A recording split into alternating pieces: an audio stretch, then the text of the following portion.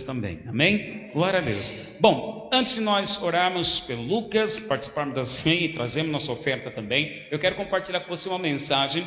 Até o domingo passado, nós estamos pregando em séries, né? Então nós iniciamos uma série de mensagens, pregamos até domingo passado, encerramos, o Marcos pregou sobre, a série era Ativando o Propósito. Então até domingo passado nós falamos sobre propósito, ok? Não que nós esgotamos esse assunto, não, de maneira alguma, não se esgota esse assunto, mas nós voltaremos a falar sobre esse assunto no segundo semestre, lá a meados de setembro, nós vamos voltar a falar sobre esse assunto, onde nós vamos fazer uma campanha evangelística inspirada no livro do pastor Rick Warren, um pastor americano, que escreveu um livro, Uma Vida com Propósito. Então esse livro ele tem 40 capítulos, nós vamos estudar esses 40 capítulos, sendo um capítulo por dia, onde você vai buscar sabedoria de Deus, vai buscar inspiração de Deus através desse livro, o Espírito de Deus atuando sobre a sua vida, e eu creio que Deus vai alinhar, sabe, a sua vida para o propósito dele, você vai ser renovado, e nós, para isso,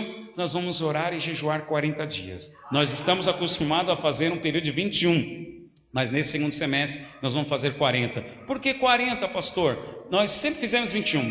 21 é bíblico também, está lá em Daniel, né? Mas 40, Moisés ficou lá, o número 40 na Bíblia significa uma mudança de estágio. Toda vez que você vê o número 40 é que está se mudando o ciclo. Jesus ficou 40 dias jejuando, ficou 40 dias no deserto e depois mudou-se o ciclo e ele iniciou o ministério. Então eu creio, irmãos, que no segundo semestre, lá em setembro, nós vamos jejuar, vamos orar por 40 dias para buscar essa mudança de ciclo. Deus ele tem uma mudança de estação sobre a sua vida. Se até aqui foi inverno, quero dizer que Deus está mudando a estação do inverno e as flores e frutos estão chegando, a primavera, os frutos, a prosperidade, a salvação da sua família, as bênçãos do Senhor estão chegando sobre a sua vida. E o nosso desafio, lá em setembro, vai ser nós estudarmos esse livro, então, vai ser 40 dias, uma vida com propósito. O nosso desafio vai ser estudar esse livro com mais uma pessoa que não seja cristã, ou uma pessoa que esteja afastada da igreja.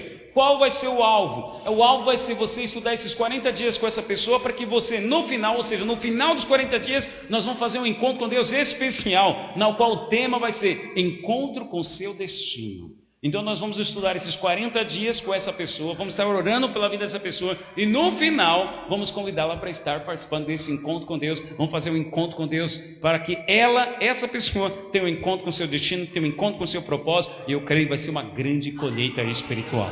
Amém? Você que não tem ainda o seu cônjuge salvo, tem a oportunidade de você estar estudando com seu marido, com seu pai, com a sua mãe durante os 40 dias e no final convidá-lo para estar aqui participando desse encontro. Eu creio que vai ser tremendo, vai ser uma grande colheita, porque é a vontade de Deus que nós vivamos debaixo do seu propósito. Amém? E a partir de hoje nós vamos iniciar uma nova série. O tema dessa série que eu vou iniciar agora chama-se Mudando a Mente. Por que eu preciso mudar a mente? Ao mudar a minha mente, eu quero dizer, mudar a minha forma de pensar. Ao mudar a minha forma de pensar, eu mudo o meu comportamento. Mudando, então, eu avanço para um novo nível. Então, para não colocar aqui, para não ficar muito longo, mudando a mente para avançar para um novo nível, eu quero apenas chamar essa série de Mudando a Mente. Transformação. Na Bíblia, nós vamos ler o texto base aqui, Romanos 12, que é o texto que vai dar base para essa série de mensagens. Romanos 12, abra sua Bíblia lá em Romanos 12, versículo 1. Romanos 12, eu acho que não está na projeção, Davi, você vai ter que projetar comigo aqui. Romanos 12, vamos ler o capítulo 12 inteiro, Romanos 12. Ok, não, só está esse aqui. Eu peço para os irmãos acompanharem aí comigo, Romanos 12, nós vamos ler o capítulo 12 inteiro, amém? Romanos 12, o texto da palavra de Deus diz assim: Rogo-vos, pois, irmãos, pelas misericórdias de Deus, que apresenteis o vosso corpo por sacrifício vivo, santo e agradável a Deus, que é o vosso culto racional. Diga assim comigo, culto racional. Amém. Vou pedir para você repetir algumas palavras que serão chaves aqui na nossa mensagem de hoje. E não vos conformeis com este século, mas transformai-vos pela renovação da vossa mente. Diga assim comigo, a minha mente precisa ser renovada. Olha só, por que ter a mente renovada? Para que experimenteis qual seja a boa, agradável e perfeita vontade de Deus. Você acredita que existe uma boa, perfeita e agradável vontade de Deus para a sua vida? Existe, em cada área, seja ela emocional, ministerial, familiar, conjugal, profissional, existe uma boa, perfeita e agradável vontade de Deus. Então o que Paulo está dizendo, para que nós experimentemos essa boa, perfeita e agradável, ou seja, avancemos para esse novo nível, o que eu preciso? Preciso renovar a minha mente. Continuando o texto, depois nós vamos voltar aqui, versículo 3, porque pela graça que me foi dada, digo a cada um dentre vós, que não pense de si mesmo além do que convém, antes pense com moderação, segundo a medida da fé que Deus repartiu a cada um. Porque assim como num só corpo temos muitos membros, mas nem todos os membros têm a mesma função, assim também nós, conquanto muitos, somos um só corpo em Cristo e membros uns dos outros. Diga assim: eu sou um só corpo em Cristo e membro uns dos outros. Então diga para a pessoa que está do seu lado: olha, eu preciso de você, eu estou ligado a você, hein? Amém? É isso que esse texto quer dizer. Versículo 6. Tendo porém, agora olha só, tendo porém diferentes dons. Fala para a pessoa que está do seu lado: eu sou diferente de você, hein? Principalmente no casamento. Você é diferente do seu cônjuge. E você tem que crer que as diferenças do seu irmão são para te completar. Olha o que diz Paulo, então, tendo porém diferentes dons, segundo a graça que nos foi dada, se profecia, seja segundo a proporção da fé. Se ministério, dediquemo-nos ao ministério. Ou o que ensina, esmere-se no fazê-lo. Ou o que exorta, faça-o com dedicação. O que contribui com liberalidade. O que preside com diligência. Quem exerce misericórdia, com alegria. O amor seja sem hipocrisia. Detestai o mal, apegando-vos ao bem. Amai-vos cordialmente uns aos outros com amor fraternal, preferindo-vos em honra uns aos outros. O zelo, não sejais remissos, sede fervorosos de espírito, servindo ao Senhor, regozijai-vos na esperança, sede pacientes na tribulação, na oração perseverantes, compartilhai as necessidades dos santos, praticai a hospitalidade, abençoai os que vos perseguem, e abençoai também, e não amaldiçoeis. Alegrai-vos com os que se alegram, e chorai com os que choram. Tende o mesmo sentimento uns para com os outros, em lugar de serdes orgulhosos, condescendei com o que é humilde. Não sejais sábios aos vossos próprios olhos, não torneis a ninguém mal por mal, esforçai-vos por fazer o bem perante todos os homens, se possível. Agora aqui que é tremendo. Se possível, quanto depender de vós. Então diga assim comigo: depende de mim. Não depende do meu irmão. Você está do lado do seu cônjuge? Agora vira para o seu cônjuge: ó, não depende de você, depende de mim. Então olha só, se possível, quanto depender de vós, tende paz com todos os homens. Por que eu chamo a sua atenção para esse depender de vós? Porque às vezes nós esperamos assim: eu espero a mudança do meu cônjuge. Não, é ele que tem que mudar. Eu espero a mudança do meu irmão, eu espero a mudança do meu líder, eu espero a mudança do meu pastor, eu espero a mudança do meu filho. Mas não, o que Paulo está dizendo é o que depende de você. O que depende de você, não o que depende do outro para você mudar, mas o que depende de você, tem de paz com todos os homens. E ele finaliza assim: ó, olha só, não vos vingueis a vós mesmos, amados, mas dai lugar à ira, porque está escrito: a mim me pertence a vingança, eu é que retribuirei, diz o Senhor. Pelo contrário, se teu inimigo tiver fome, dá-lhe de comer, se tiver sede, dá-lhe de beber, porque fazendo isto, amontoarás brasas vivas sobre a sua cabeça. Não te deixes vencer do mal, mas vence o mal com o bem. Diga amém. Amém. Glória a Deus. Só ao ler esse texto, irmãos, já preguei. Só ao ler esse texto aqui, já preguei para você. Agora eu só vou fazer comentários aqui para você, do que esse texto, como aplicar esse texto para a sua vida e para a minha vida. Eu chamo a sua atenção aqui para os 2 primeiros versículos. Volta lá, Davi, Romanos 12, 1, 2, olha o slide, por gentileza. Eu chamo a sua atenção para os 2 primeiros versículos, quando Paulo fala: olha, eu rogo, eu peço, por favor, irmão, pela misericórdia de Deus, mais ou menos assim, ó, do jeito que eu estou fazendo. Eu rogo, por favor, anjo, pela misericórdia de Deus, apresente o seu corpo por sacrifícios vivos, santo e agradável. Ok, pastor, então o que eu vou fazer? Vou dar chibatadas nas minhas costas? Vou subir o escadão lá de joelhos? O que eu vou fazer? Vou caminhar a Dutra, né, todinha a pé? Não, não é esse sacrifício que o Senhor está pedindo. Mas Ele diz, olha, qual é o sacrifício santo e agradável a Deus? O vosso culto racional. Culto racional. Culto racional. A palavra racional aqui vem de razão. As igrejas tradicionais, quando pegam esse versículo, eles falam o seguinte, olha, é por essa razão que não pode ter emoção no culto. Eles não acreditam na oração de línguas, não acreditam, sabe, se alguém chora numa reunião, já falam, olha, isso é emoção, não precisa de tudo isso. O culto tem que ser racional, mas o culto aqui racional não é racional de não ter emoção, é racional de você perceber a sua emoção e não ser guiado por ela. Vou repetir, Deus quer um culto racional de você, ou seja, Deus te deu alma, filho. E na sua alma tem a mente e tem as emoções.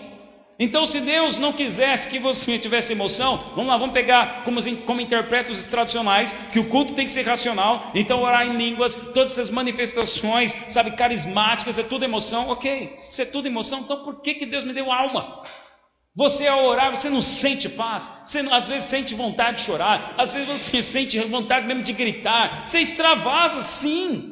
Aí o tradicional prega esse texto, e então aí na sua igreja fica um ambiente frio, uma mensagem baseada numa teologia apenas filosófica que não tem aplicação prática para a vida, e se torna o quê? Um grupo de religiosos. E não é isso que nós queremos, e não é isso que Paulo está dizendo. O culto racional é, perceba suas emoções, mas não seja guiado por elas. Razão é isso, eu sou guiado pelas minhas convicções e pelos meus valores, mas não pelas minhas emoções. Amém? Para que isso aconteça, Paulo fala no versículo seguinte, o que tem que acontecer? Eu tenho que transformar a minha mente. Ao transformar a minha mente, eu vou experimentar a vontade de Deus, que é boa, perfeita e agradável. Olha, para nós aprendermos a renovar a mente, antes de iniciarmos a renovação da mente, nós temos que primeiro voltar no versículo 1 e aprender a oferecer a Deus um culto racional. Na psicologia existe um nome que eles dão a isto, de você perceber as suas emoções, avaliar suas emoções e não ser guiado por ela. Na psicologia eles chamam de inteligência emocional. A inteligência emocional justamente explica pela psicologia que você percebe as suas emoções, você avalia as suas emoções, só que você controla elas. Ok, legal. Só que, meu irmão, sem Cristo fazer isso é impossível. É muito difícil. É muito difícil. O psicólogo vai te dar toda a direção, ele vai te mostrar um diagnóstico que você vai concordar com ele, mas não vai conseguir fazer. O que Paulo está dizendo, eu tenho que sim renovar a minha mente. E aí, renovando a minha mente, eu vou experimentar a vontade de Deus. Quando Paulo fala isso, ele já está falando para crente. Você é crente, você é nascido de novo, você é nova criatura, você tem o Espírito de Deus habitando em você, e há uma promessa, você possui a mente de Cristo. Então o alvo de Deus é transformar a sua mente natural, carnal, para a mente de Cristo, ou seja, pensar como Cristo, agir como Cristo, controlando as suas emoções. Se você olhar para Cristo, Jesus chorou. Teve um momento que Jesus chorou. Teve um momento que Jesus sentiu medo, pavor. Pastor, quando? Lá no jardim de Getsemane. Quando Jesus orou e suou gotas de sangue. Aquelas gotas de sangue que Jesus suou, transpirou, era medo, era tremendo medo, era um grande medo que Jesus estava sentindo. Então Jesus teve medo, Jesus chorou, Jesus tinha sentimentos, Jesus tinha emoções. Mas ali mesmo no jardim do Getsemane, a oração dele, Pai, afaste de mim esse cálice, mas que seja feita a tua vontade. Jesus percebeu suas emoções, mas aceitou o que? A vontade de Deus. Irmãos, às vezes como crente nós não avançamos para um próximo nível, temos a mente renovada, temos a palavra de Deus, temos o Espírito de Deus, temos os recursos, mas às vezes não avançamos, porque não lidamos com as nossas emoções de forma apropriada. E hoje eu quero, nessa primeira mensagem dessa série, eu quero falar sobre as suas emoções. Nem vou falar da mente hoje, não vou falar da mente. Hoje eu quero falar somente das suas emoções. E é interessante porque lá em Jeremias 17:9, diz que o coração do homem, ele é o quê? Enganoso. O coração do homem é enganoso. E quando diz o coração, está falando da sua alma. Suas emoções te enganam. Pastor, peraí, né? Então o que eu sinto, meu sentimento é para eu ignorar? Não, de forma alguma. Mas é para você avaliar, discernir se está em linha com a vontade de Deus. Porque nem sempre as suas emoções vão te guiar para o que é a vontade de Deus. Às vezes eu ouço jovem dizendo assim: pastor, eu gosto da Joaninha, mas a Joaninha não gosta de mim. Aí eu tenho que falar com ele: pois é, irmão, então vamos orar, né, para que Deus cure as suas emoções. Ah, mas se a Joaninha não gosta de mim, então por que Deus não tira esse sentimento que eu tenho por ela? Porque eu amo ela. Como se Deus tivesse colocado a emoção de gostar. Não, você gostou talvez porque você viu e gostou da embalagem. Você gostou talvez porque você ouviu alguma coisa, ele fez alguma coisa que te agradou, e isso despertou em você um sentimento. Agora o que eu tenho que fazer com esse sentimento? Se eu tomar a decisão somente baseada no sentimento, o que acontece? Quando já são casados vão confirmar isso. O que acontece quando eu tomo uma decisão somente baseada no sentimento? Casei. Agora me diz uma coisa: é todo dia que você está feliz com o seu cônjuge? É, Vange? Não é? Will, não vai ser todo dia que você vai estar feliz com o seu cônjuge, Will. Não existe isso. Sabe aquele conto de fadas que a gente assiste, Cinderela, que termina a história sempre dizendo assim, né? E viveram felizes para sempre. Irmão, a felicidade não é baseada em filmes de comédia romântica ou baseada em filmes, ali, em histórias, fábulas. Não, você vai ser feliz, mas com a felicidade controlando as suas emoções. Porque você, dentro do casamento, você vai ter ira, você vai ter cólera, às vezes raiva, vai ficar machucado, angustiado e principalmente frustrado. Por isso o tema hoje é: aprenda a lidar com as frustrações. Porque as frustrações, irmão, nós temos diversas, são várias. E é interessante porque lidar com as emoções é também o que podemos chamar na Bíblia de transformação da alma. Eu quero ler um outro texto bíblico com você. Paulo escreve lá em Filipenses capítulo 2. Filipenses capítulo 2, versículo 12. Olha o que Paulo fala a respeito de transformar a alma. Filipenses 2:12 está escrito assim: assim pois, amados meus, como sempre obedecestes, não só na minha presença, porém, muito mais agora na minha ausência, desenvolvei a vossa salvação com temor e tremor. Olha o que Paulo está dizendo aos crentes dessa cidade, da igreja de Filipenses: o crentes, principalmente na minha ausência, desenvolva a sua salvação. O que Paulo está dizendo com isso? Irmão, Paulo não está dizendo que você vai conquistar a sua salvação através de caridade. Paulo não está dizendo que você vai conquistar a sua salvação à medida que você não peca. Paulo não está dizendo que você vai conquistar a sua salvação pelo fato de você vir para a igreja. A salvação, sabe, da ira e da condenação de Deus, ela foi feita mediante a fé. É graça de Deus. Efésios 2:10 diz que a salvação é obra de Deus, não é obra do homem. Então, você já foi salvo no seu espírito. Salvo de quê? Da ira e da condenação de Deus, irmão. Ou seja, aquele que está debaixo da ira e da condenação, ou seja, está na natureza do pecado, nasceu de Adão, não nasceu de novo. Ele está debaixo da ira e da condenação. E qual é o resultado da ira e da condenação de Deus? É o inferno, é morte eterna. Você já foi salvo disso. Glória a Deus. Diga glória a Deus. Então você não é essa salvação da ira e da condenação de Deus que Paulo está falando aqui. Mas Paulo está falando: olha, desenvolva a sua salvação. Há uma salvação para você desenvolver. Sabe qual é ela? A salvação da sua alma. Sim, mas não é desenvolver a sua alma para, sabe, conquistar um lugar nos céus. Não é desenvolver a sua alma para provar que você é crente. Não, irmãos, quando você nasceu de novo, você, sabe, agora você lê a Bíblia, você entende, faz sentido para você. Agora você entende como orar e ter comunhão com Deus. Mas às vezes você tem comportamentos que são da velha natureza. Sim ou não? É a alma que precisa ser desenvolvida. É a mente, porque a alma ela é formada por é dividida em 3 partes: mente, emoção e vontade. Então você precisa desenvolver a mente para ter o equilíbrio nas emoções e fazer as escolhas de acordo com a sua vontade certos e corretos. Desenvolver a salvação. A Paulo vai continuar, olha, desenvolva então a sua salvação. Detalhe, Paulo fala aqui para os crentes, olha, principalmente na minha ausência. Porque os crentes aqui, na presença de Paulo e no meio da igreja e dos irmãos, os crentes todos são perfeitos. Sim ou não? Todo mundo é perfeito, aleluia, sorrindo, né? É aquela família doriana, todo mundo sorrindo, né? E tal, e abraçando. Mas na presença dos irmãos, na presença do líder, na presença do pastor, o que Paulo está dizendo, olha, faça isso que você pratica no meio de todos, mas principalmente na minha ausência. Porque Paulo percebeu que alguns crentes tinham um comportamento na presença dele e tinham um outro comportamento na ausência dele. É o que nós chamamos de crente Raimundo.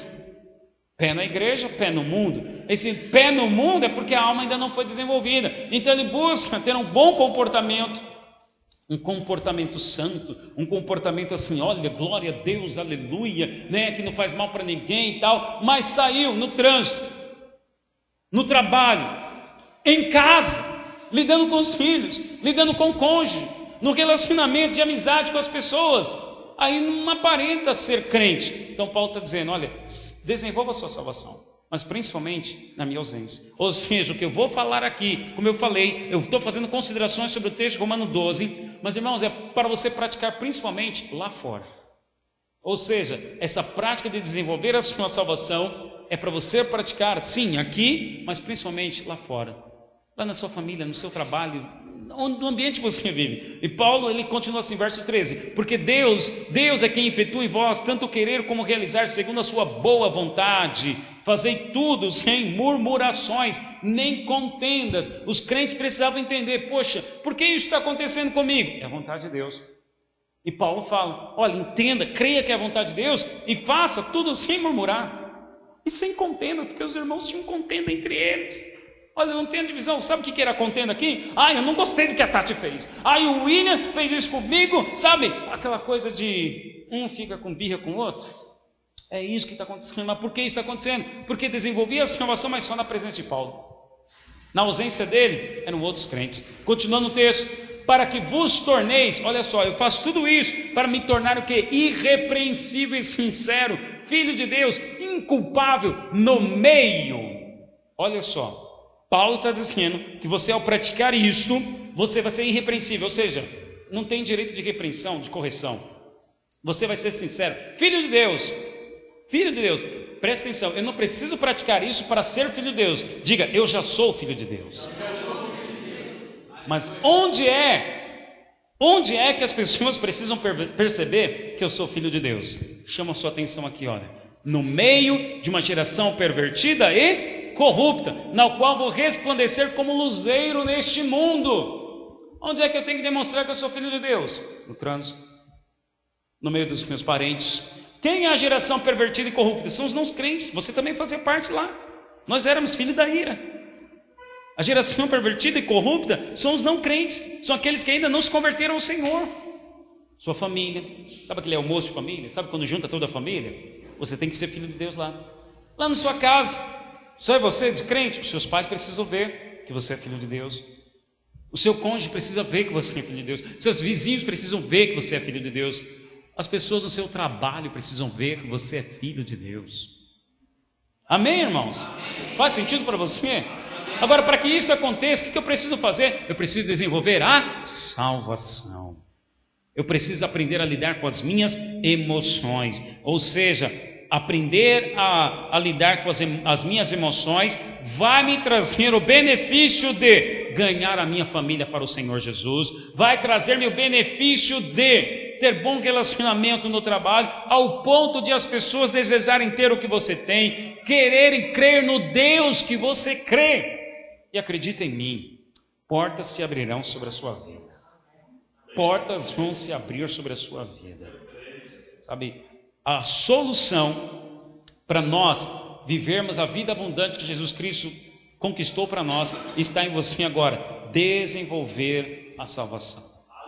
Olha só, hoje nós vamos celebrar a ceia e eu puxo na memória duas situações que ocorreram com Jesus. Primeiro, Pedro, quando chegou até Jesus, deu um tapinha nas costas de Jesus e falou: Pedro, Jesus, tu és o Filho de Deus. Aí Jesus falou: bem-aventurado tu és, Simão Barjonas, porque não foi carne e sangue te revelar, mas foi meu Pai que está nos céus. Então Pedro teve uma experiência com Deus e confessou que Jesus era Senhor. Logo depois, isso está lá em Mateus 16, logo depois, Pedro chama Jesus de canto e fala: Jesus, não é bom que o Senhor vá para Jerusalém morrer. O Senhor é o rei. Aí o que Jesus fala para Pedro? Arreda, Satanás, porque você cogita somente as coisas dos homens e não está preocupado com as coisas de Deus. Veja, vão chegar pessoas que vão te elogiar, vão te bajular, vão te pôr lá em cima. Mas preste atenção nos elogios e nos conselhos, ou no que essa pessoa está propondo para a sua alma. Se a proposta dessa pessoa para a sua alma é simplesmente ficar pensando nas coisas daqui dessa terra, olha, repreenda, porque tem Satanás ali, tem cheiro de enxofre ali.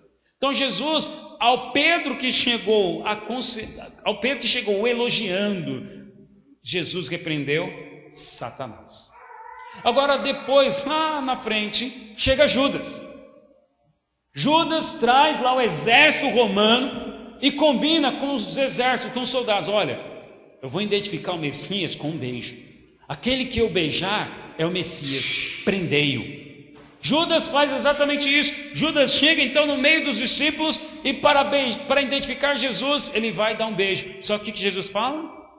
Aqui vieste, amigo. Opa, presta atenção.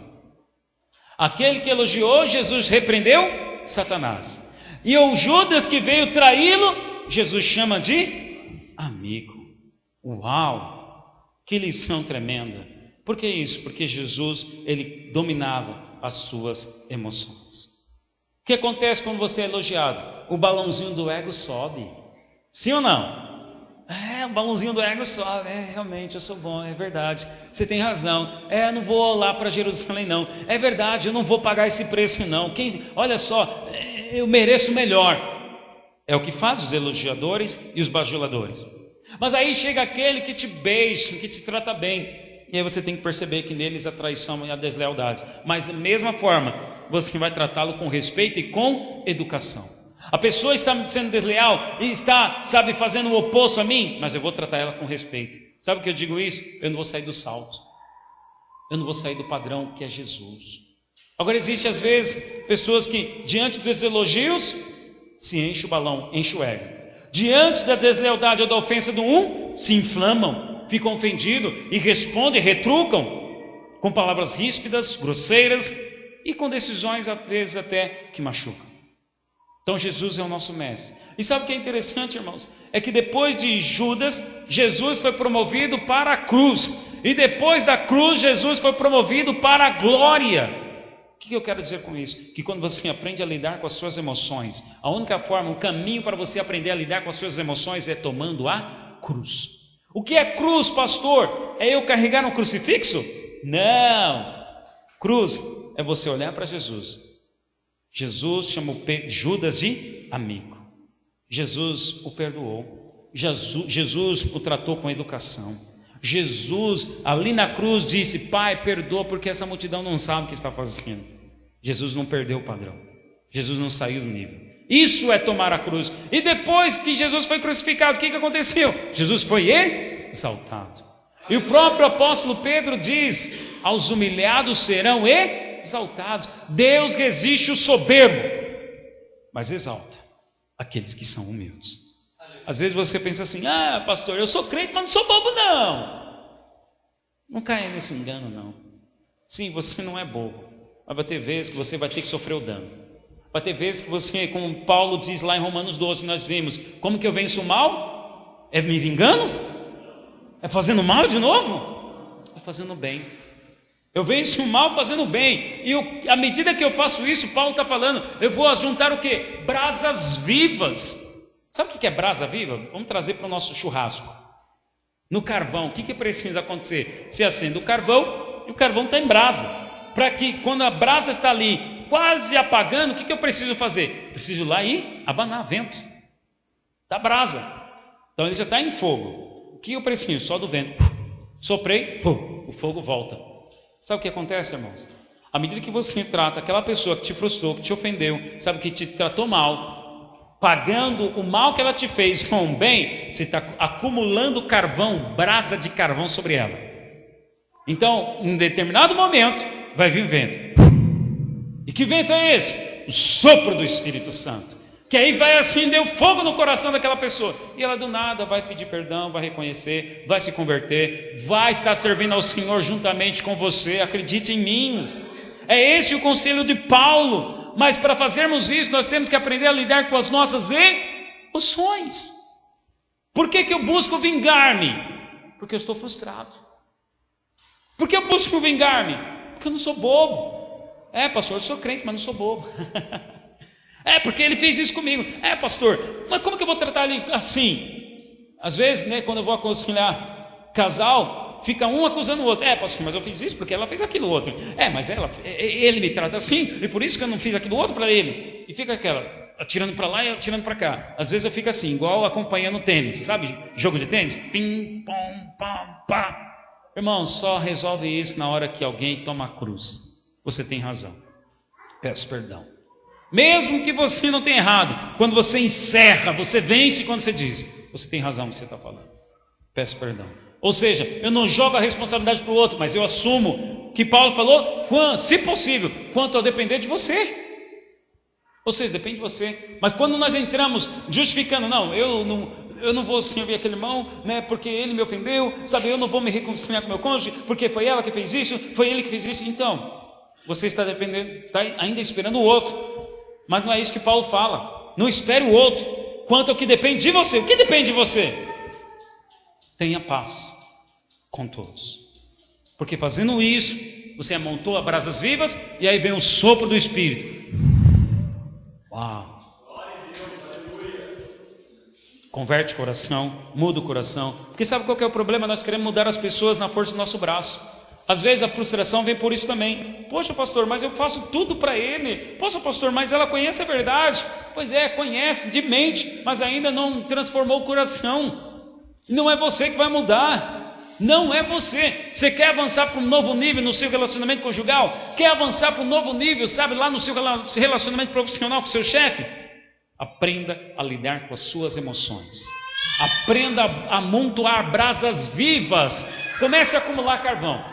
Então, o seu chefe, de repente, vamos trazer o exemplo do profissional. Seu chefe, foi feriado, quarta-feira, o seu chefe te humilhou, te expôs na frente de todo mundo, falou que você não presta, pisou em você. Amanhã, segunda-feira, o que ele gosta? Gosta de um café? Gosta de um bombom, de chocolate? Chega até ele, olha, chefe, eu quero dizer para você que tudo que você falou lá na quarta-feira, você tem razão. Quero te pedir perdão porque eu falei, quero pedir perdão porque eu errei. E olha, aceita esse presente. Eu gosto muito de estar aqui e obrigado pela oportunidade, porque o Senhor, você, chefe, está me dando mais uma chance. Todo mundo vai olhar isso, vai pensar o quê? É louco. Vai bater nas suas costas. Mas e o que ele fez para você? Lembra do que ele fez? Ele falou mal, ele te humilhou. Quem não tem inteligência emocional vai voltar para o trabalho segunda-feira. Mas volta para o trabalho como? Emburrado. Aí não faz o trabalho como deveria, não coloca o seu melhor, faz de qualquer jeito. Aí daqui a um tempo, o que acontece? Quando vem a ordem lá de cima, temos que demitir, temos que reduzir o quadro de funcionários.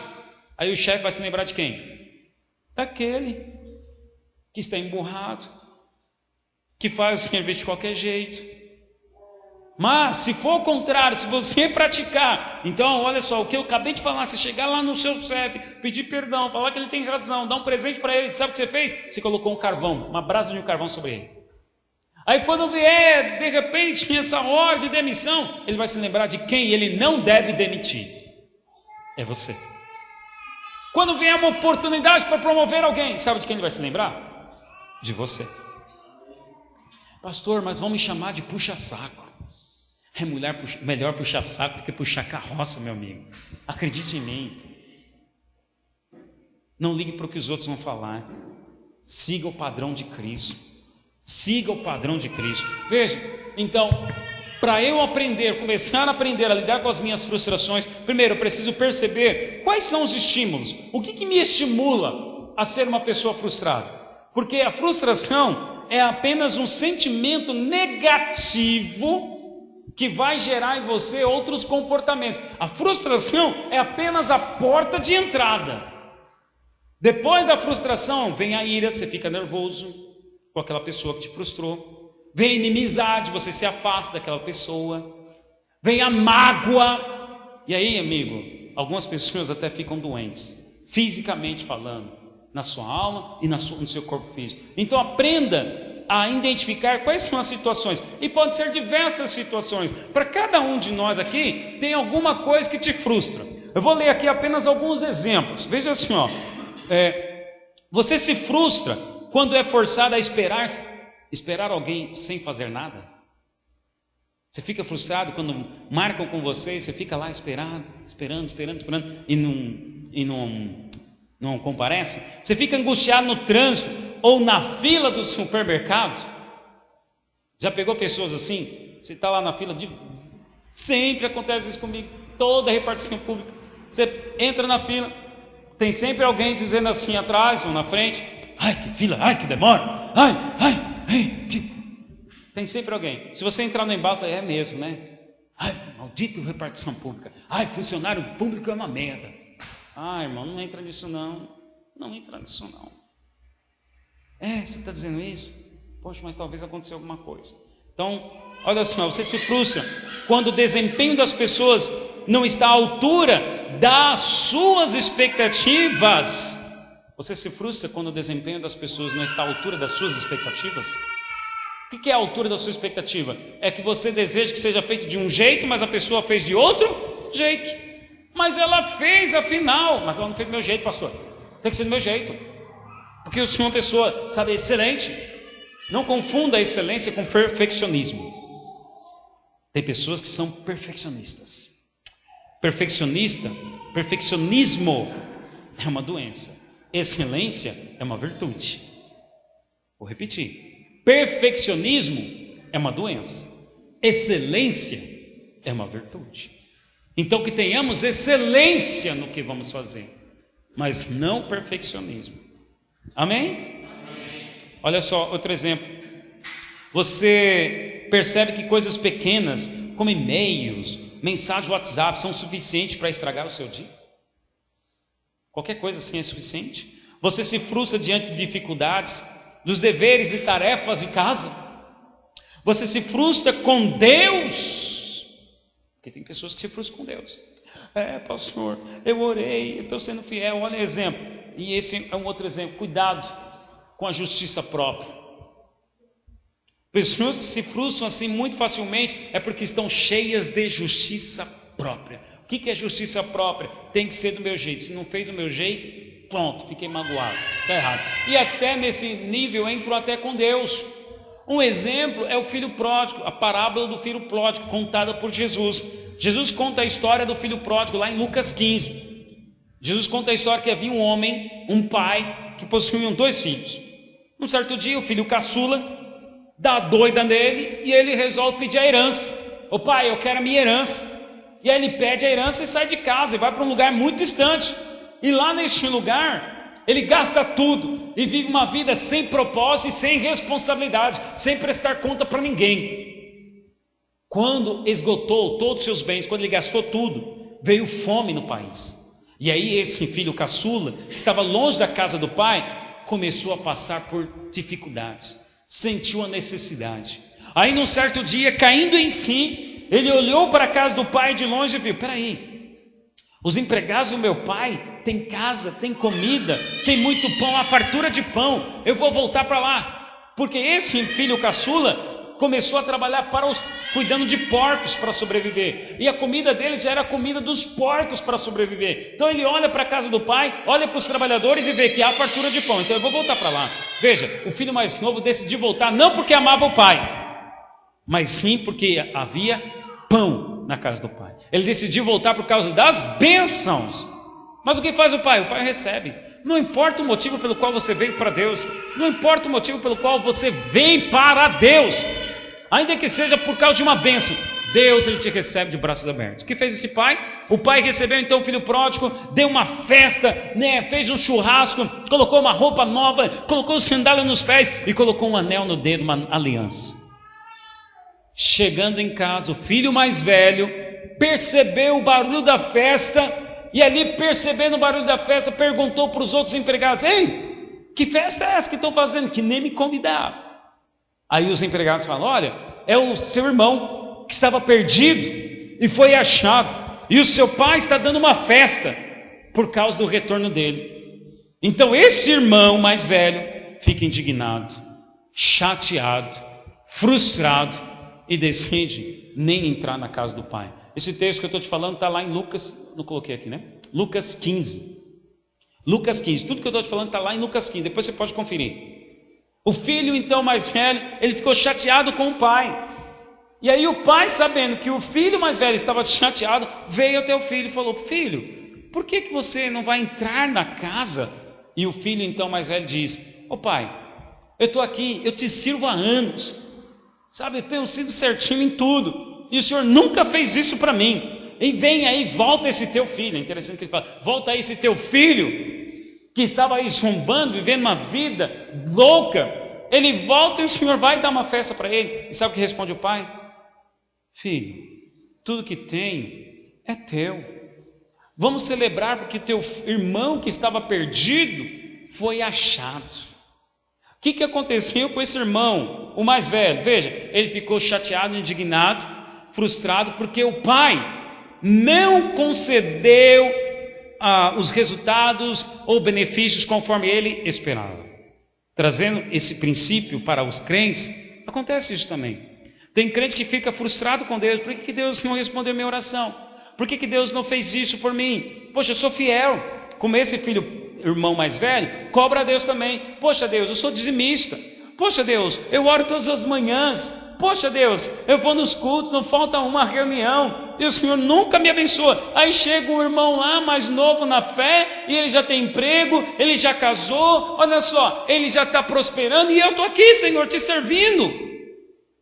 Aí tem crente que pela demora se frustra com Deus. E o que ele resolve fazer? Como esse filho mais velho. O que aconteceu com o filho mais velho? Ele resolveu, pela indignação, frustração, nem entrar na casa do pai. O que acontece com o crente quando ele fica frustrado? Primeira coisa, ele não vem mais para a igreja. Porque onde é a casa do pai? É o lugar onde a igreja se reúne. Essa é a casa do pai. Quando um crente fica frustrado porque está demorando a resposta às suas orações, a primeira coisa que ele faz é não mais, vir à reunião de culto, não mais vir à casa do pai, e ainda se justifica e fica argumentando com Deus: Deus, por quê? Por que isso? Eu sou fiel, fiz aquilo. Isso é chamado de justiça própria. Cuidado com a justiça própria para você não se frustrar. Justiça própria com Deus, justiça própria com o próximo. O que o pai disse para esse filho: filho, tudo que tenho é teu. Então qual que é o conselho aqui? Peça para o pai. Deus vai te abençoar, não é pelo que você faz, não é pelo muito fazer, mas é pelo muito ser. Quanto mais você desenvolver a sua salvação, transformando a sua alma e se parecer com Cristo, mais Ele vai te abençoar, porque a Bíblia diz que você já é abençoado com toda sorte de bênçãos. Na verdade, irmão, tem bênçãos que o Pai, Ele não vai te dar sempre que você pedir. Ele vai te dar a bênção quando você estiver preparado. Eu tenho um carro, meu filho Felipe tem 4 anos, de vez em quando ele senta lá no banco do motorista e quer dirigir. Eu falo para ele: filho, o carro é seu, mas você ainda não pode dirigir. Quando ele tiver a maioridade, 18 anos, carta de habilitação, ele vai poder dirigir, tudo que tem é dele. Mas por que eu não posso já dar para ele? Porque ele ainda não tem maturidade, ele ainda precisa passar por alguns processos, algumas etapas, até eu dar a bênção para ele. Irmão, com Deus é a mesma coisa. Está esperando uma bênção? Olha, não desista. Deus não se esqueceu de você. Talvez a salvação na sua casa é que você ainda não permitiu a sua alma ser transformada. Então as pessoas lá da sua casa não estão vendo que você é filho de Deus. Então você precisa permitir a sua alma ser transformada para você ver essa bênção. Talvez lá no seu trabalho não alcançou ainda a tal promoção, porque você ainda está fechado, não se abre para conhecer pessoas novas. Deus vai usar pessoas para te abençoar. Deus vai conectar você com pessoas certas, vai fazer você estar no lugar certo e na hora certa, conectando com a pessoa certa. Isso é favor de Deus, isso é chamado graça, isso é chamado favor de Deus. Amém, meus irmãos? Amém. Não é a sua justiça, não é o que você faz, mas é o que Cristo já fez por você. Cantamos aqui, lá na cruz está consumado. Tem uma canção que diz assim: tudo que Jesus conquistou na cruz é direito nosso, é nossa herança. Todas as bênçãos de Deus para nós, tomamos posse, é nossa herança. Toda a vida, todo o poder, tudo que Deus tem para dar, abrimos nossa vida para receber, nada mais.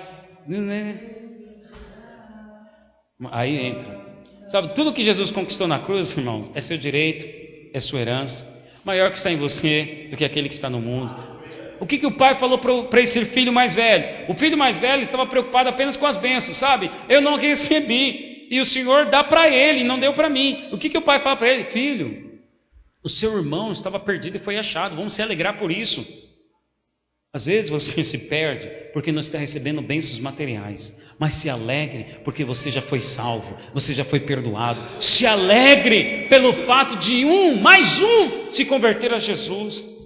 Olha, eu estou aqui, pastor, ainda não, amanhã, segunda-feira, mais uma semana que eu vou sair para procurar emprego, mas eu estou feliz, porque mais uma vida está se convertendo a Jesus. A sua alegria está nisso. E aí se cumpre a promessa que Jesus falou: enquanto eu busco o reino da justiça, todas as demais coisas me são acrescentadas. Se alegre pela salvação dos perdidos. Essa tem que ser a sua alegria, essa é a sua motivação. Agora, diante de um sentimento de frustração, o que você deve fazer? Evitar tomar decisões e evitar discussões. Evite tomar decisões e evite discussões. O que o filho mais velho fez diante dessa frustração? Qual foi a decisão dele? Eu também não vou entrar na casa do pai. Irmão, sob sentimento de frustração, você perdeu o bom senso. Você está sendo agora guiado pelas suas emoções. Lembra o que é?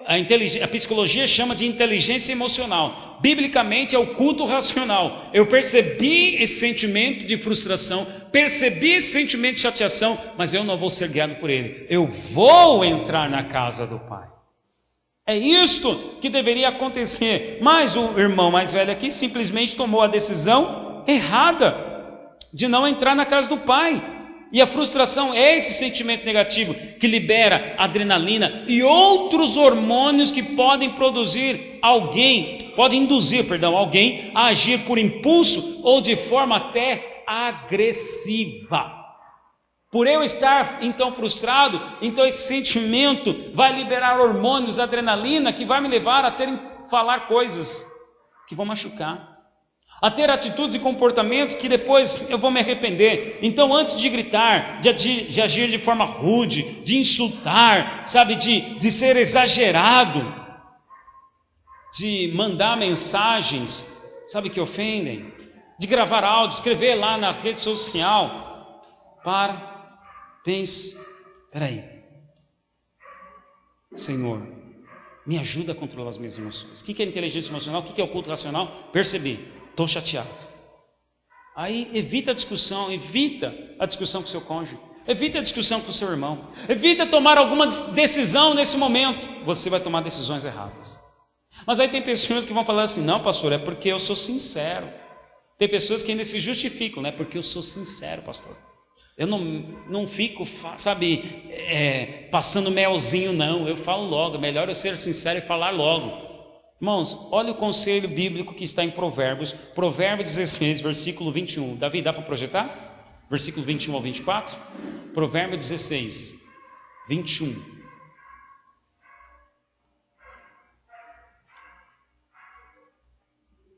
O sábio de coração é considerado prudente. Quem fala com equilíbrio promove a instrução. Verso 22. O entendimento é fonte de vida para aqueles que o têm, mas a insensatez traz castigo aos insensatos. O que é insensatez? Justamente debaixo de um sentimento de frustração, você perdeu a razão. Você está insensato. Então, quando você falar, você vai trazer o quê? Castigo para você. O sábio de coração é considerado prudente, mas quem fala com equilíbrio promove a instrução. Pode o versículo seguinte, Davi. O coração do sábio ensina a sua boca, e os seus lábios promovem a instrução. O que vai me ensinar é o coração, ou seja, as minhas emoções equilibradas, o meu espírito. Olha o versículo 24. As palavras agradáveis são como um favo de mel. São doces para a alma e trazem cura para os ossos. Espera aí. Se a palavra doce, a palavra certa traz cura, então a palavra errada vai trazer doença. Porque se a palavra certa traz cura para os ossos, aqui ossos, está falando do corpo físico. Então talvez você está aqui e você está, machucado, não só nas suas emoções, mas também você está doente fisicamente por causa de palavras, situações que te frustraram no trabalho, no relacionamento com as pessoas, na igreja. Tem pessoas que estão doentes por causa disso. Não justifique, tenha palavras doces. Percebeu que está frustrado? Evita a discussão, evita tomar decisões. Perceba que o conselho aqui é evitar. Eu não estou dizendo para você não discuta, eu não estou dizendo para você não fique frustrado, eu não estou dizendo para você não fique nervoso. Aqui eu só estou dizendo, evita conflitos de discussões e tomar decisões, porque você percebeu, eu estou frustrado, eu estou, esse sentimento já me liberou hormônios, já estou irado, já estou agressivo, então olha, é melhor eu ficar na minha. Por aí vão falar para você, toma um copo d'água, mas não resolve, aquieta ali na hora. O que você tem que fazer é orar ao Senhor Jesus, porque é Ele que é o pastor e bispo da sua alma.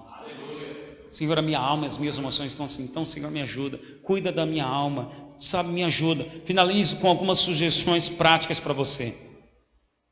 Lembre-se, por favor, a banda já pode subir. Lembre-se que você também frustra pessoas, não esqueça disso.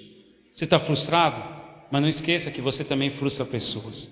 Desenvolva a empatia, isto é, coloque-se no lugar do outro. Ore pedindo ajuda e força a Jesus Cristo. Nosso exemplo e padrão é o dele, e com ele podemos todas as coisas. Pastor, eu não consigo falar com meu cônjuge, eu não consigo falar com meu irmão, eu não consigo falar com meu chefe. Ore pedindo ao Senhor ajuda. Só Ele pode te ajudar. Melhore a sua comunicação. O que eu quero dizer com isso? O objetivo aqui é entender a expectativa do outro, perguntando o que ele quis dizer, e também você melhorando a sua comunicação, você compartilhando o que você espera do outro. Porque às vezes você fica frustrado esperando o que o outro deve fazer, esperando o que o outro deve ser, mas às vezes ele nem sabe. Então eu espero que o Will me traga uma água, não é isso. Mas eu nem falei para o Will, aí eu fico chateado porque o Will não trouxe a água para mim. Expectativa não compartilhada. E esse é um mal, irmãos, que acontece nos relacionamentos. Você espera que o outro seja, não, mas ele é pai, não, mas ele é marido, não, mas ele é líder, não, mas ele é pastor, ele tem que fazer assim. Não, irmão, eu estou aprendendo também, como pastor eu vou errar. Às vezes você vai esperar algo de mim que eu não vou saber, vou errar também. Às vezes como cônjuge, sou pai, sou marido, mas vou errar também. E devemos ter esse coração, o quê? Olha só, de empatia. Veja as qualidades no outro conselho, porque quando frustrado, você só enxerga e só busca os defeitos do outro. Peraí, mas é tudo ruim? É todo mal assim? Será que tem alguma coisa positiva nele? Deixa eu resgatar o que tem de positivo, para me motivar a não pagar o mal com mal, mas para me esforçar a pagar esse mal com bem. E por final, presta atenção, olha essa dica prática para você. Seja para o próximo quem você espera que o outro seja para você. É a lei de ouro. Faça com os outros o que você espera que façam com você. Provérbios 15:1 diz: a resposta branda desvia o furor, mas a palavra dura suscita a ira. Eu não estou aqui, dando esses conselhos e dizendo para você: olha, faça isso, que da noite para o dia tudo mais vai mudar na sua vida. Não, mas eu acredito que vai ser um processo, mas vai chegar um momento que essas situações não vão mais te frustrar. Você vai aprender a lidar com as suas emoções e você vai ser uma pessoa que vai avançar para o próximo nível, lá no seu relacionamento conjugal, como líder, como pessoa, no trabalho. Isso vai acontecer na sua vida. Amém? Você crê nisso? Vamos colocar em pé, vamos orar ao Senhor.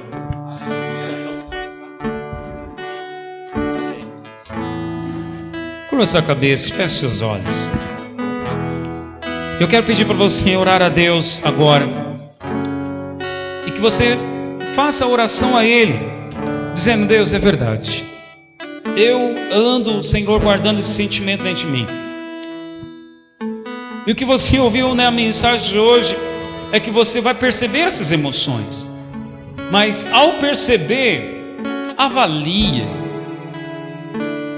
controle elas, aprenda a lidar com elas.